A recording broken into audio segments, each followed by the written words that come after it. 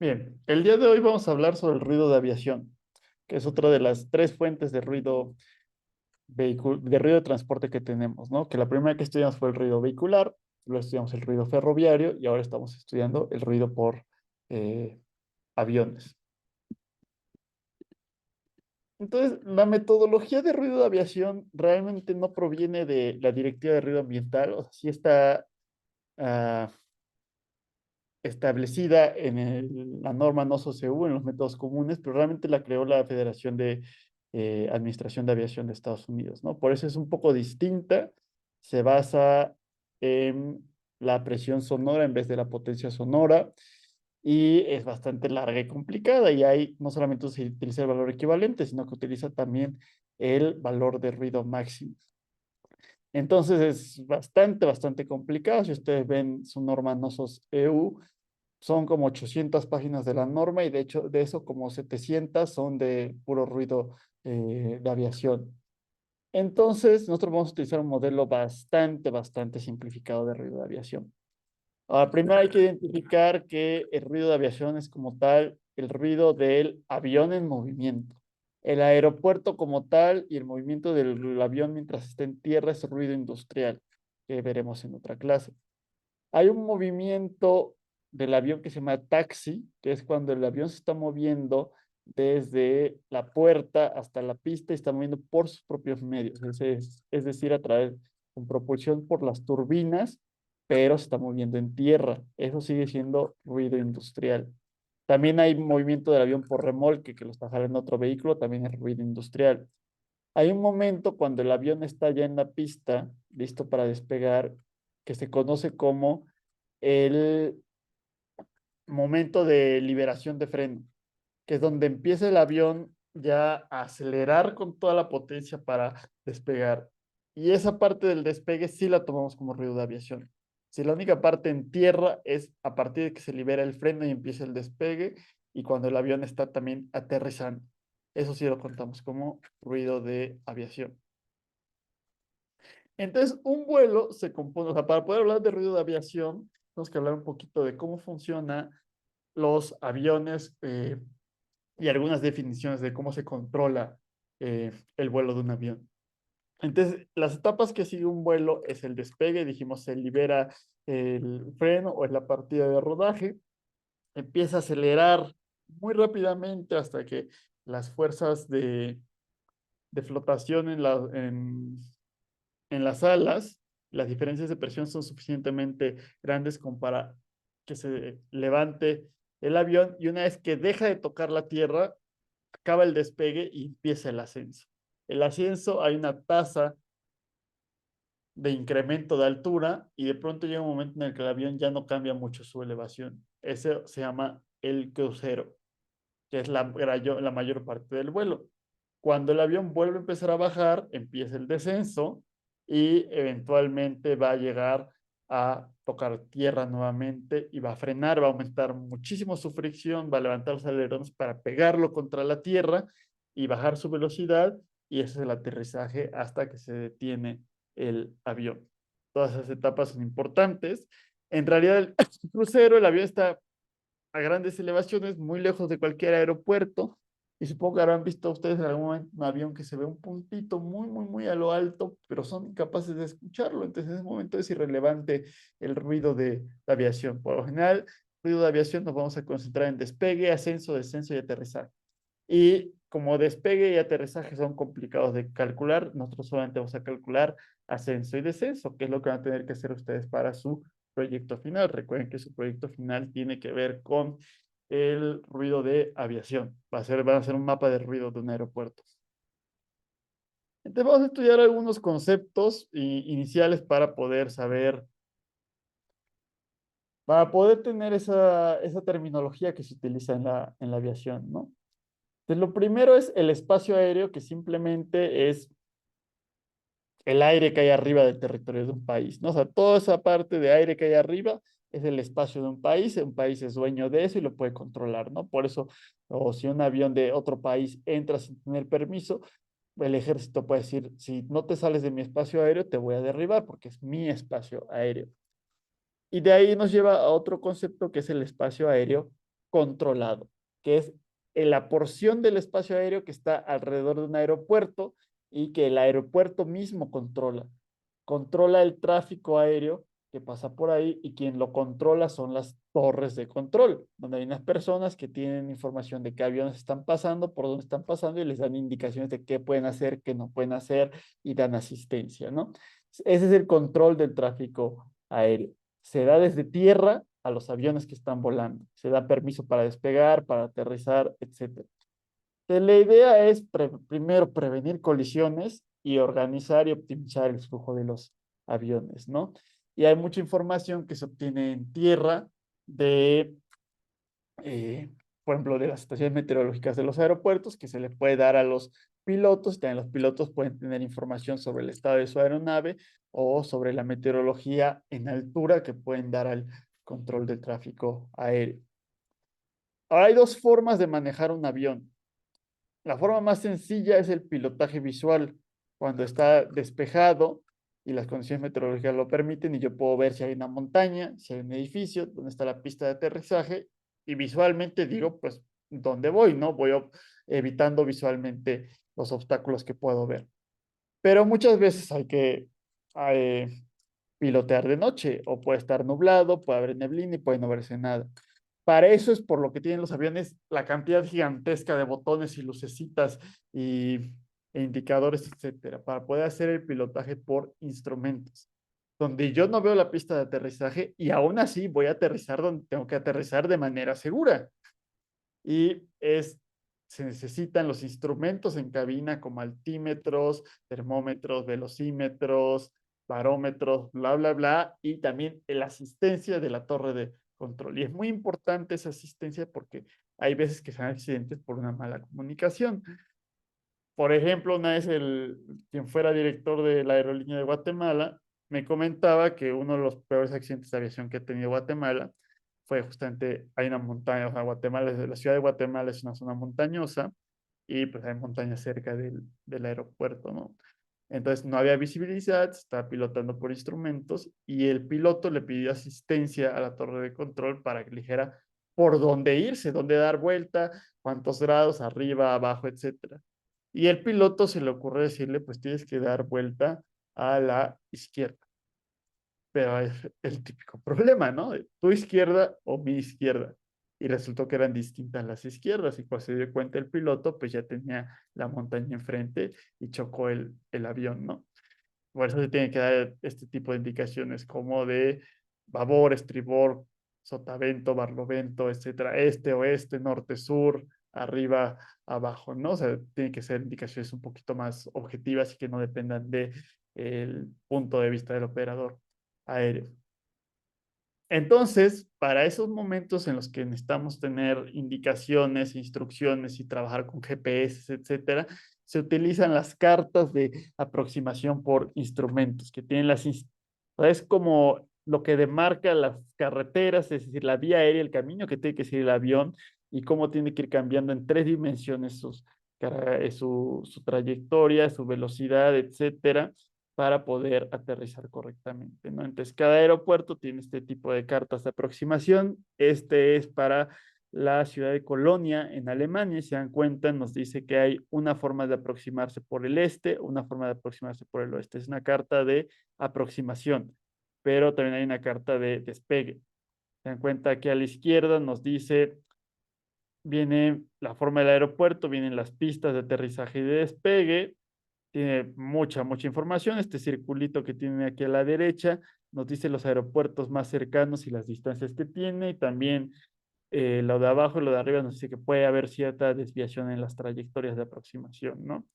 Y pues, a veces cuando, eso sucede mucho en la Ciudad de México, cuando no hay espacio, o sea, cuando hay tráfico, y un avión está aterrizando, ya llegó otro que tendría que haber aterrizado, los aviones empiezan a hacer bucles alrededor del aeropuerto en lo que esperan a poder aterrizar y es lo que tenemos más o menos en esta parte. No hay unas cartas aéreas más grandes que conectan las diferentes rutas y es lo que viene en los extremos de derecha e izquierda, ¿no? De aquí sales a la carretera o a la vía aérea de tal tipo que te puede llevar a tales lugares. O sea, no un avión no puede circular por donde se le antoje, ¿no? O sea, existen espacios delimitados como si fueran calles, como si fueran carreteras.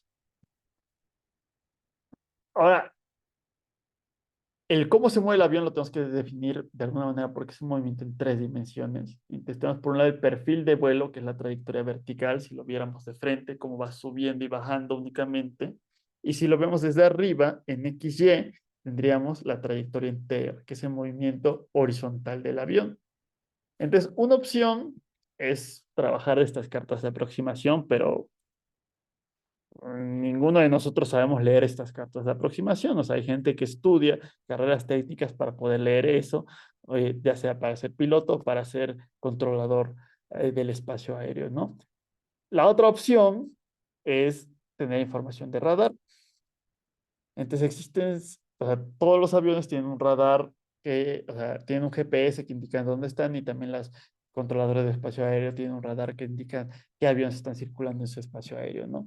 Y es información pública que tenemos en sitios como este Flight Radar 24 que van a tener que entrar ustedes para bajar información de un vuelo para su proyecto final. Pues ahí tenemos un vuelo que fue de Guadalajara a la Ciudad de México. El colorcito que viene en la trayectoria es la elevación que tiene el avión y pueden ver que durante el crucero va prácticamente en línea recta, pero en la aproximación, descenso y ascenso, pues va dando más vueltas el avión y nos interesa el descenso y el ascenso justamente cuando estamos cerca de la Ciudad de México, cuando estamos cerca de Guadalajara. Entonces ustedes va a abrir una cuenta aquí, pueden buscar para diferentes aeropuertos, las diferentes aerolíneas, vuelos, características del avión, las rutas que van siguiendo, pueden ver la trayectoria que siguió un avión en particular y descargar la información en KMZ y cargarlo a cualquier software de manejo espacial, ¿no? Como Google Earth o lo podrían cargar a QGIS, que es lo que vamos a estar haciendo también por ahí en otro de los talleres de mapas de ruido. Entonces, el problema es que si es un avión o un aeropuerto que se está planeando, solamente hay cartas de aproximación, hay que trabajar con eso. Si son aeropuertos que ya existen, podemos utilizar adecuadamente la información del radar y es lo que vamos a estar haciendo porque es bastante más sencillo. El problema que tiene este sitio web, que les recomiendo que vayan haciendo una cuenta, pero no les recomiendo que hagan una cuenta de paga. Necesitan la cuenta Pro para poder descargar la información y hay 7 días de prueba. Entonces, primero identifiquen qué vuelo necesitan descargar, hacen la cuenta premium, lo descargan y ya después se les acaba el periodo de prueba, ¿no? Porque si lo hacen de una vez, pues se les va a acabar el periodo de prueba y después pues, para cuando necesiten ustedes descargar la información del vuelo para su proyecto final. Bien, otros conceptos que tenemos por ahí. La trayectoria del vuelo es una combinación de la trayectoria en tierra y el perfil de vuelo, es decir, ya el movimiento X, Y, Z del avión en 3 dimensiones. Y los parámetros del vuelo nos dicen con qué potencia está volando, qué peso lleva el avión, qué velocidad tiene y el ángulo del avión, que es como está dando vuelta lateralmente, que suele hacerse para dar, dar vueltas los aviones, ¿no? Cuando tienen trayectorias curvas, es lo que tenemos aquí. Se dan cuenta como el avión está así inclinado y este ángulo epsilon del plano del ala contra la horizontal es lo que conocemos como el ángulo del aveo. Y una cosa que se llama el procedimiento del vuelo es cómo van cambiando, cómo van modificándose esos parámetros de vuelo a lo largo de toda la trayectoria. Entonces tendríamos X, Y, Z y cómo van cambiando esas variables a lo largo del tiempo y del espacio. También es importante definir la altura, que es la distancia vertical entre avión y el suelo, pero también hay altitud, que podría ser la altura con respecto al nivel del mar. Entonces, un avión podría estar a 3.000 metros del suelo y estar, en el caso de la Ciudad de México, a 5.000 metros sobre el nivel del mar. Entonces, vamos a tener que trabajar con modelos de elevación digital del terreno y irle sumando por ahí a la altitud, la altura del avión o restando, haciendo unas restas por ahí, ¿no? Ya veremos eso con calma. Y la velocidad por lo general se define con respecto a tierra. O sea, siempre van a hablar de velocidad con respecto a tierra, es porque se escoge un punto de referencia fijo en tierra y con respecto a eso se mide la velocidad, porque hay aparte una velocidad del viento que va a ser importante también por ahí. Ya que tenemos estos conceptos iniciales, es importante determinar el procedimiento de cálculo, de acuerdo con nuestro procedimiento de cálculo simplificado, de acuerdo con el método europeo. Y lo primero es definir la trayectoria y los parámetros de vuelo, ¿no? Es decir, el procedimiento del vuelo, ya que tenemos y las características del aeropuerto y del avión, etcétera, ¿no? Con eso calculamos el ruido para un vuelo único, así como hacíamos para el ruido vehicular, y después acumulamos todos los vuelos para obtener nuestro indicador final y ya con eso hacemos nuestro mapa de ruido, que hay que tener ahí en cuenta unas particularidades para los mapas de ruido de aviación que iremos viendo poco a poco. Entonces, el primer paso, que es el de definir la trayectoria y los parámetros de vuelo, consiste en buscar el tipo de aeronave y la trayectoria de información del radar. Por lo general vamos a trabajar nosotros con parámetros estándar y de meteorología estándar y hay correcciones que se pueden hacer, como la corrección que hacemos de temperatura para el ruido vehicular. Vamos a tener, vamos a dividir nuestra trayectoria, que tiene muchas curvas, la vamos a dividir en segmentos aproximadamente rectos y vamos a utilizar tasas de incremento de elevación aproximadamente constantes. A ver, ya estoy haciendo un lío por acá. A ver, perdón. Ahí está. Entonces, arriba tenemos nuestra trayectoria XY en tierra y como se dan cuenta, si hay una curva, tengo que escoger puntos rectos. Y verticalmente también tengo que escoger segmentos donde sea una tasa constante de incremento de elevación. Y voy a estudiar cada trayecto o cada tramo de manera individual.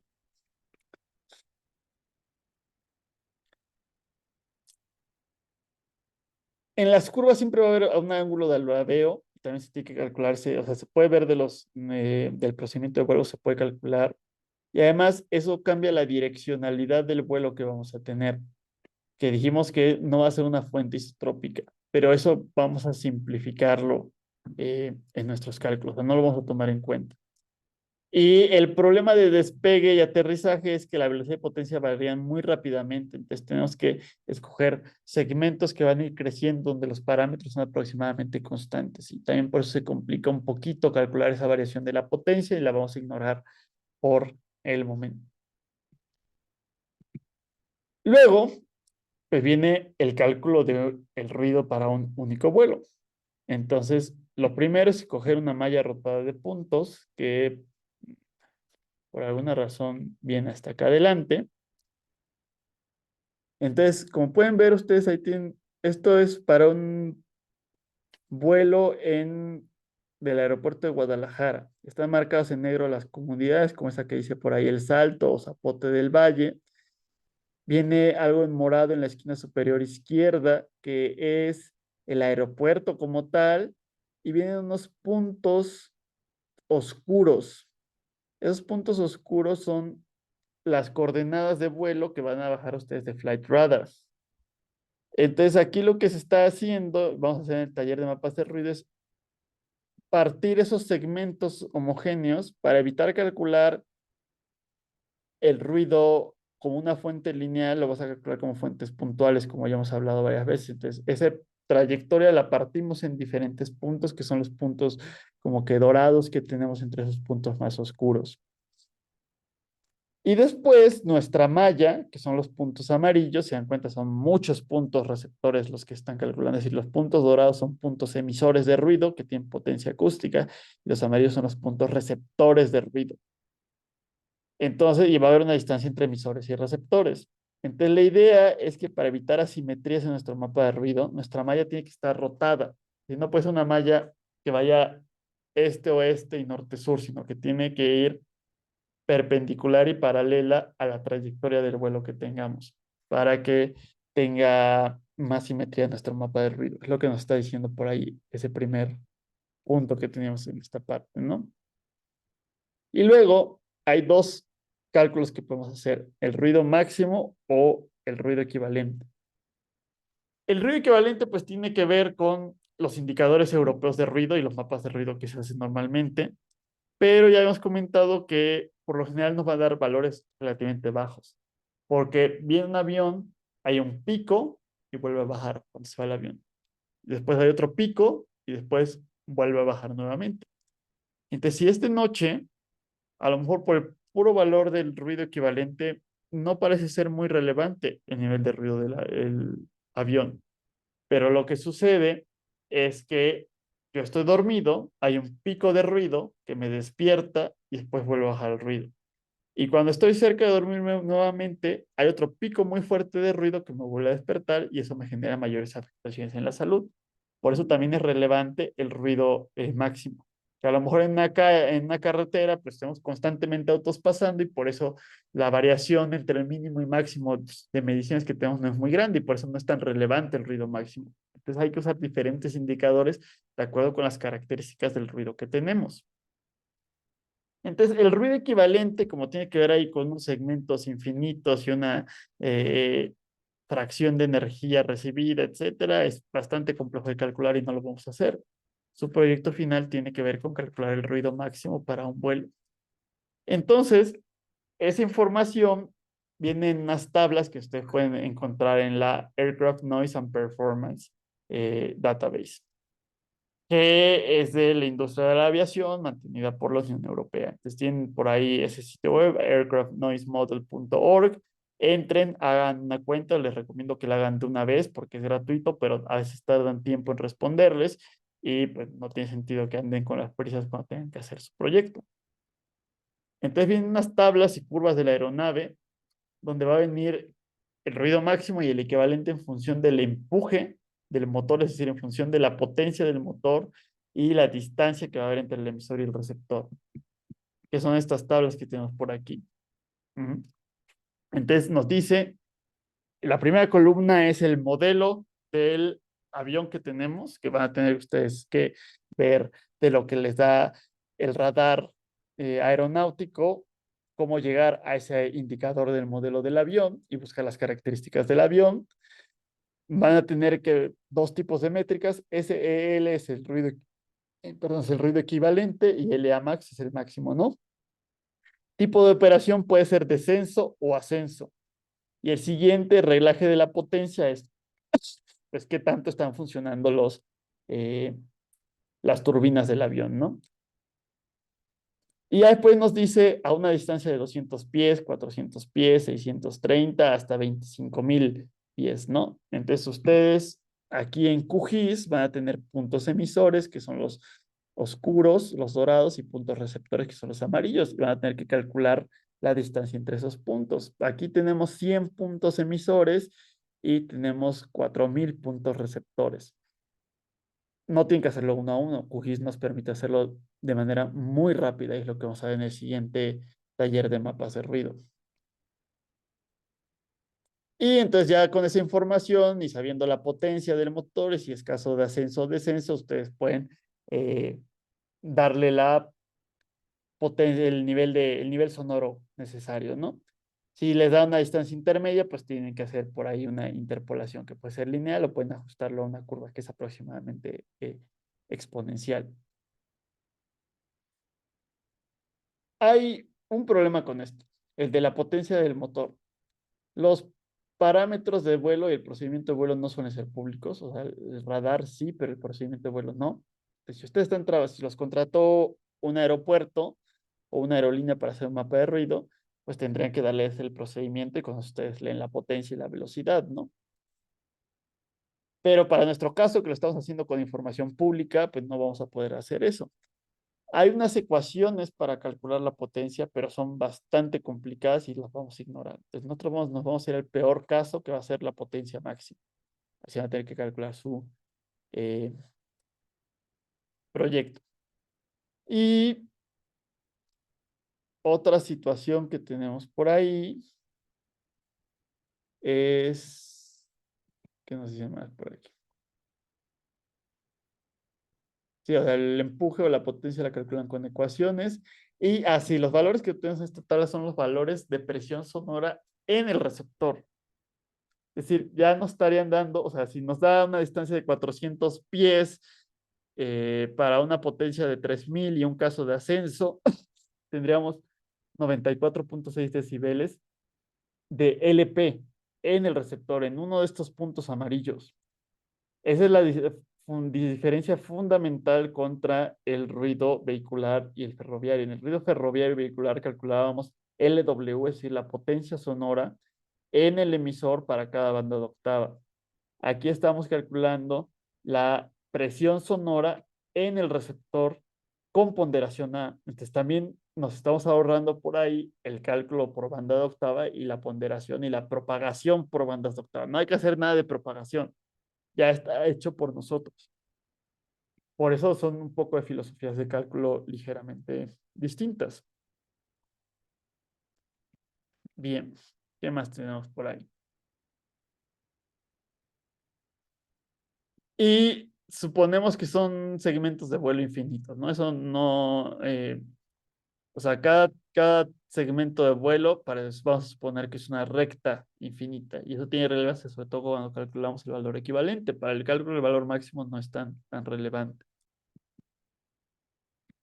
Entonces, el siguiente punto es calcular la distancia entre el receptor y el emisor. Y para el cálculo máximo, esa distancia va a ser la menor distancia entre el receptor y el segmento finito.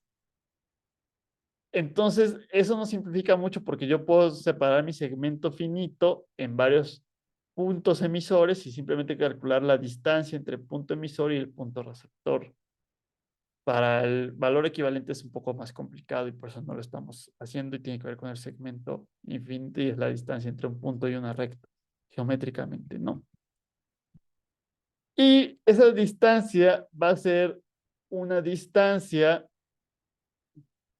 va a ser la distancia más corta que tenemos, pero en 3 dimensiones.